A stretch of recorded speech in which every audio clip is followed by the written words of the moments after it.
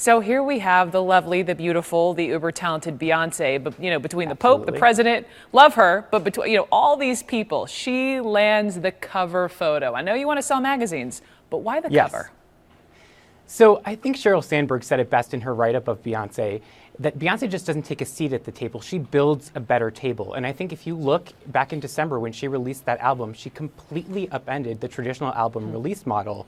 And she released an entirely visual album out of nowhere. It was a surprise. And she just represents a really, really strong woman. Dan, take me behind the scenes. How do you all come up with this 100 list? So it's a very involved process. We solicit nominations from all of our Time magazine correspondents. We do it from readers, and we solicit nominations from former people on the list. And so from there, we whittle it down. We have lots of conversations, and it's a pretty cool process. And I think this is one of my favorite magazines of the year, because not only are you sitting there and wanting to see who's on a list, but then you get to see these famous people. Like you mentioned, Sheryl Sandberg wrote about Beyonce. Yes. I love some Dolly Parton. You love some Dolly Parton, right? So she wrote about Miley Cyrus. Let me quote Miss Dolly here. She says about Miley, "If I didn't know how smart and talented Miley is, I might worry about her, but I've watched her grow up, so I don't. She knows what she's doing. She doesn't have to be so drastic, but I will respect her choices. I did it my way, so why can't she do it her way?" I don't want to talk about Miley with you, but I am curious, how do you come up with and how do you solicit these different people to write about your most influentials?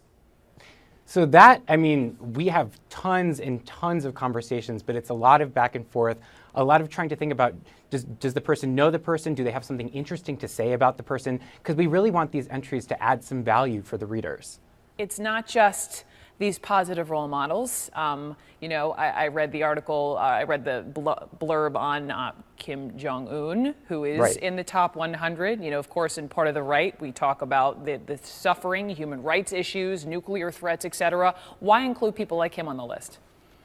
So influence has many forms, and we do include polarizing figures. And we would like to start a debate about what is influence mean. Readers, we expect them to disagree with some of our choices, and they're more than welcome to let us know. Mm-hmm. We like to facilitate that kind of dialogue. So not always.